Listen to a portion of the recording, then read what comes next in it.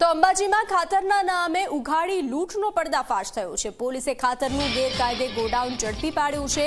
ગોડાઉનમાંથી 37 જેટલા ખાતરના કટ્ટા મળી આવ્યા છે। ખાનગી ગોડાઉનમાં સંગ્રહ કરવામાં આવ્યું હતું આ ખાતર। રિક્ષા અને બાઇક પર ખાતરના કટ્ટાની હેરાફેરી કરવામાં આવતી હતી। રાત્રે ખાતરની હેરાફેરી થતી હતી જેના દ્રશ્યો કેમેરામાં કેદ થયા છે। ખાતરની જાણી જોઈ અને કૃત્રિમ અછત ઊભી કર્યાનો લોકોનો આરોપ છે। રાત્રે વાહન પર ખાતરની હેરાફેરીના દ્રશ્યો બાદ અનેક સવાલ ઉઠ્યા છે, કારણ કે જે રીતે ખેડૂતો ખાતરને લઈ લાંબી કતારમાં ઊભા રહેવા મજબૂર બન્યા છે, પરેશાન થઈ રહ્યા છે, ત્યારે આ પર્દાફાશ થયો છે। ઉઘાડી લૂંટ, ખાતરના નામે ઉઘાડી લૂંટનો પર્દાફાશ થયો છે। વધુ વિગતો સાથે સંવાદદાતા પરખ જોડાઈ ચૂક્યા છે। પરખ, અંબાજીમાં ખાતરના નામે ઉઘાડી લૂંટના દ્રશ્યો સામે આવ્યા છે। રાતના સમયે વાહનમાં ખાતરની હેરાફેરી કરવામાં આવતી હતી, તે દ્રશ્યો અનેક સવાલ ઉઠાવી રહ્યા છે। ચોક્કસપણે આપને બતાવું કે જે રીતે અંબાજીમાં જે ખાતરનો કાળો કકળાટ જોવા મળી રહ્યો હતો ને ખાતરને મોટી પારણ જોવા મળી રહી હતી, અને હાલ તબક્કે જે રીતે આ રાત્રિના કેટલાક દ્રશ્યો સામે આવ્યા છે કે જે ખાતર જે છે દિવસે સવારે વહેલી સવારથી 4 વાગે ખેડૂતો લાંબી લાઈનો લગાવે છે, ત્યારે એ જે ખાતર છે એ અન્ય ગોડાઉનમાં ધરબી દેલો જોવા મળ્યો હતો, અને રાત્રિ દરમિયાન છે કેટલાક વાહનો ઉપર ખાતરની હેરાફેરી પણ થતી જોવા મળી હતી। અને ચોક્કસપણે ક્યાંક ને ક્યાંક કહી શકાય છે કે જે આદિવાસી ખેડૂતો જે છે આ ખાતરના મામલે અન્યાય થઈ રહેલો હોવાનું છતું થઈ રહ્યું છે। જ્યારે ખાતર ડેપો સંચાલકે એવું ખુલાસો કર્યો હતો કે આ માલ વેચેલો છે, માલ વેચેલો હોય તો કોઈ પણ ગોડાઉનમાં મૂકી શકે નહીં, અને તેના માટે ખેતીવાડી અધિકારીને પણ સંપર્ક કરવામાં આવ્યો હતો, અને સંપર્ક કરતા ખેતીવાડી અધિકારી ચોક્કસપણે જણાવ્યું હતું કે ચોક્કસપણે આ જે પ્રક્રિયા ક્ષેત્ર ખાતર ડેપોના સંચાલકે જે કરી છે એનું લાયસન્સ રદ કરવાની પ્રક્રિયા હાથ ધરવામાં આવી છે, અને હાલ તબક્કે આજે પણ જે અધિકારીઓ આવી અને આ બાબતે કાયદેસરની કાર્યવાહી હાથ ધરે તેવું પણ જાણવા મળી રહ્યું છે।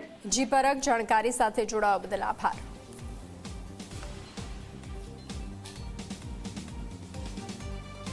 તો અંબાજીમાં ખાતરના નામે ઉઘાડી લૂંટનો પર્દાફાશ થયો છે। પોલીસે ખાતરનું ગેરકાયદેસર ગોડાઉન ઝડપી પાડ્યું છે। ગોડાઉનમાંથી 37 જેટલા ખાતરના કટ્ટા મળી આવ્યા હતા। ખાનગી ગોડાઉનમાં સંગ્રહ કરવામાં આવ્યું હતું આ ખાતર, જેને લઈ અનેક સવાલો થઈ રહ્યા છે। રિક્ષા અને બાઇક પર ખાતરના કટ્ટાની હેરાફેરી કરવામાં આવતી હતી। અમદાવાદ અંબાજીના આ દ્રશ્યો, જ્યાં ખેડૂતો દરેક જગ્યાએ હાલ ખાતરને લઈ અને પરેશાન થઈ રહ્યા છે, ત્યારે ગેરકાયદેસર ગોડાઉનમાંથી 37 જેટલા કટ્ટા ખાતરના મળી આવ્યા છે। ખાનગી ગોડાઉનમાં સંગ્રહ કરવામાં આવ્યું હતું ખાતર, તો પોલીસે આ ગોડાઉન ઝડપી પાડ્યું છે। અંબાજીમાં ખાતરના નામે ઉઘાડી લૂંટનો પોલીસે પર્દાફાશ કર્યો છે। તપાસનો ધમધમાટ હાથ ધરવામાં આવ્યો હતો, જેમાં જાણવા મળ્યું કે રાતના સમયે ખાતરની હેરાફેરી કરવામાં આવતી હતી, બાઇક અને રિક્ષા વડે ખાતરની હેરાફેરી કરવામાં આવતી હતી, ત્યારે આ દ્રશ્યો અનેક સવાલો કરી રહ્યા છે, કારણ કે જે રીતે ખેડૂતો પરેશાન થઈ રહ્યા છે, આ દ્રશ્યો સામે આવ્યા છે। રાત્રે ખાતરની હેરાફેરીના દ્રશ્યો કેમેરામાં કેદ થયા છે। ખાનગી ગોડાઉનમાં આ ખાતર સંગ્રહ કરવામાં આવતું હતું, ખાતરની અછત ઊભી કરવામાં આવતી હોવાનો લોકોનો આક્ષેપ છે। તો અંબાજીમાં ખાતરના નામે ઉઘાડી લૂંટ ચાલતી હતી। પોલીસે તપાસનો ધમધમાટ હાથ ધર્યો અને પર્દાફાશ કર્યો છે।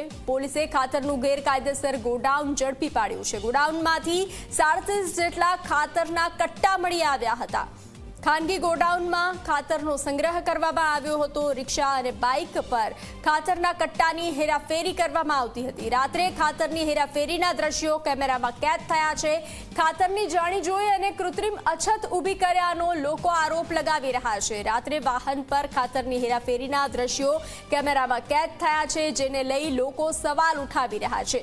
પોલીસે ધમધમાટ હાથ ધર્યો હતો। ખાતરની જે રીતે અછત ઊભી થાય છે, ખેડૂતો હેરાન પરેશાન થાય છે, લાઇનમાં ઊભા રહેવા માટે મજબૂર બને છે, ત્યારે જે રીતે આ ગેરકાયદેસર ગોડાઉન ઝડપાયું છે, જેમાં ગોડાઉનમાંથી 37 જેટલા કટ્ટા મળી આવ્યા છે, તેને લઈ લોકોમાં રોષ જોવા મળ્યો છે। તો ભાજપ પ્રવક્તા હિતેન્દ્ર પટેલ જોડાઈ ચૂક્યા છે। જી, ઝી24 કલાકમાં આપનું સ્વાગત છે। હેલો જી, ઝી24 કલાકમાં આપનું સ્વાગત છે। Thank you. જી હિતેન્દ્રજી, જે રીતે આ દ્રશ્યો કેમેરામાં કેદ થયા છે, એક તરફ જે દ્રશ્યો સામે આવે છે કે ખેડૂતો લાઇનમાં ઊભા રહી અને ખાતર માટે પરેશાન થઈ રહ્યા છે, અને બીજી તરફ આ દ્રશ્યો સામે આવ્યા છે, શું જવાબ છે?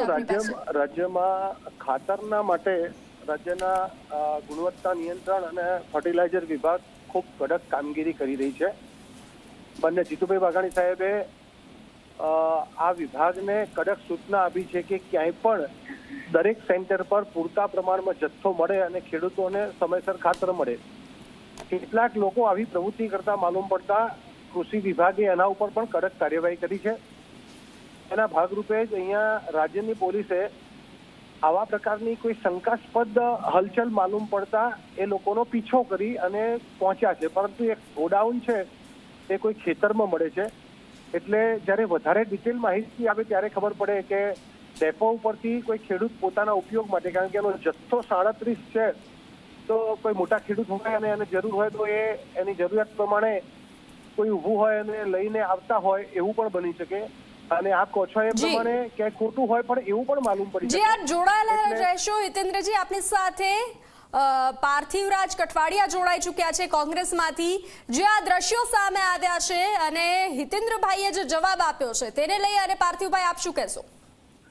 બંસીબેન, વારંવાર આપણે સાંભળીએ છીએ કોઈ ચવરવંદીને છોડવામાં નહીં આવે. આજે ખેડૂતોએ લાઈનોમાં ઉભા રહેવું પડે, એમને પૂરતું ખાતર ના મળે. અને બીજા બાજુ આજે કાળાબજારીના કિસ્સા મીડિયાના માધ્યમથી લોકો સમક્ષ ઉજાગર થાય, આ સ્પષ્ટ દર્શાવે છે કે ગુજરાત રાજ્યમાં ખેડૂતો માટે સરકાર સંપૂર્ણ રીતે ઉદાસીન છે. બીજી બાજુ આ જે ખાતર છે એ ખાતરનું મોટા પ્રમાણમાં, એક તો પહેલા તો ખાતર મોંઘું કર્યું અને હવે ખાતર ન મળે તેવી વ્યવસ્થા કરી અને ખેડૂતોને ખાતરની લાઈનોમાં ઊભા રાખવા માટે મજબૂર કરવામાં આવી રહ્યા છે. ત્યારે સ્પષ્ટપણે કૃષિ મંત્રી છે જીતુભાઈ વાઘાણી, એમને કદાચ કાપલીનો અનુભવ હશે, ખાતરનો નહીં હોય એવું લાગે છે. ત્યારે ખાતર પૂરતું કઈ રીતે ગુજરાત રાજ્યના સુધી પૂરતું મળે અને એમને લાઈનોમાં ખેડૂતોએ ના ઉભા રહેવું પડે તેની વ્યવસ્થા કરવામાં સરકાર સંપૂર્ણ નિષ્ફળ ગઈ છે. આવા અનેક કિસ્સાઓ સામે આવ્યા છે કે જ્યાં તેને કહી શકાય કે ખાતરની સંપૂર્ણ રીતે કાળાબજારી જોવા મળી છે. જી હિતેન્દ્રભાઈ, કાળાબજારીની વાત કરવામાં આવી છે પાર્થિવરાજભાઈ દ્વારા, શું કહેશો? જો આપણે ક્યાંય પણ એવું ડિનાય નથી કરતા કે આવી મિસ્ટેક ન થતી હોય. એના માટે ભૂતકાળમાં પણ ફર્ટિલાઇઝર કંટ્રોલ ડિપાર્ટમેન્ટ તો આજે પણ છે અને એની કાર્યવાહી કરે છે. આ કાર્યવાહી પણ સરકારે કરી છે. અને જ્યાં સુધી ખાતર પૂરા પાડવાનો સવાલ છે, ખાતરના ભાવનો સવાલ છે, તો યુરિયા ખાતરમાં તો 15 રૂપિયા ઘટેલા છે, 280 માંથી 266 થયેલા છે. અને બીજું કે એક સમય હતો કે 2014માં ભારતીય જનતા પાર્ટીની સરકાર આવી ત્યારે 60,000 કરોડ સબસિડી કેન્દ્રએ આપવી પડતી હતી. નર્મદા યોજનાનું પાણી આવ્યું, વીજળીના કનેક્શનો આવ્યા, ઇરિગેશન હેઠળનો વિસ્તાર વધ્યો. દેશના કૃષિ વિભાગે કામ કર્યું અને પરિણામે કૃષિનું ઉત્પાદન 10 ગણું થયું છે. જી, આપ બંનેનો આભાર, આપ ઝી 24 કલાક સાથે જોડાયા તે બદલ. તો જે રીતે આ દ્રશ્યો સામે આવ્યા છે, 37 કટ્ટા મળી આવ્યા છે ખાતરના, તેને લઈ અને લોકોમાં રોષ જોવા મળ્યો છે.